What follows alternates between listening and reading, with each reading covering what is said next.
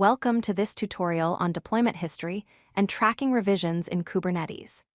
In this video, you'll master viewing and managing deployment revision history, which is essential for maintaining and troubleshooting your applications in production environments. Let's start by understanding what revision history means in Kubernetes. Every time you make a change to a deployment, such as updating the container image or scaling the number of replicas, Kubernetes automatically tracks that change. Each change creates a new revision with a unique number.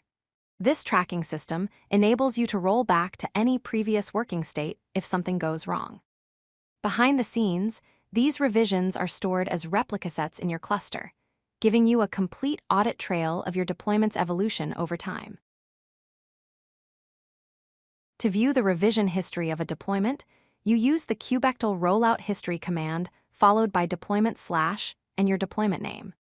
This basic command displays a list of all revisions that Kubernetes has tracked for that specific deployment, showing you the revision numbers and any associated change descriptions.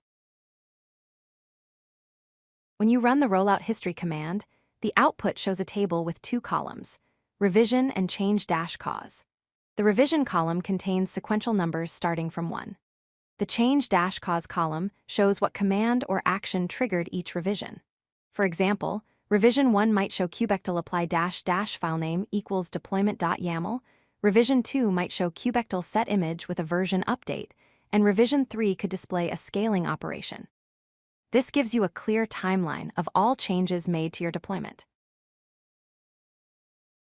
If you need detailed information about a specific revision, you can add the --revision flag followed by the revision number you want to inspect. For example, kubectl rollout history deployment /my-deployment -revision equals 2. This command shows you the complete configuration of that particular revision, including container images, environment variables, labels, and resource limits. This is extremely useful when you need to understand exactly what changed between different versions of your deployment. To make your revision history more meaningful, you should document why changes were made. Kubernetes provides the --record flag for this purpose. When you apply changes using kubectl apply or kubectl set image commands, add the --record flag at the end. This automatically captures the command you ran and stores it in the change-cause column of your revision history.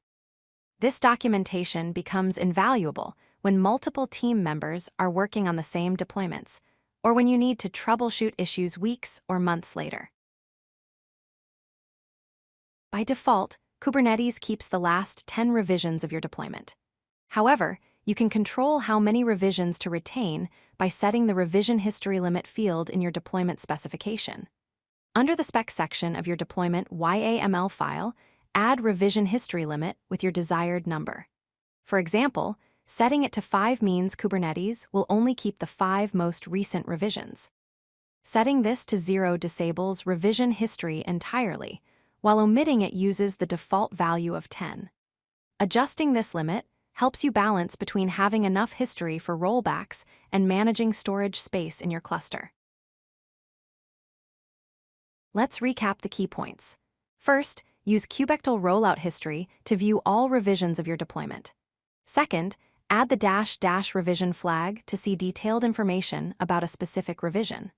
Third, always use the --record flag when making changes to document what was done and why.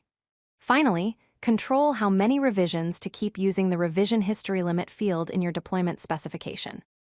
Mastering these techniques will help you maintain better control over your Kubernetes deployments and make troubleshooting much easier. If you like this video, hit that like button and don't forget to subscribe. Visit codelucky.com for more such useful content.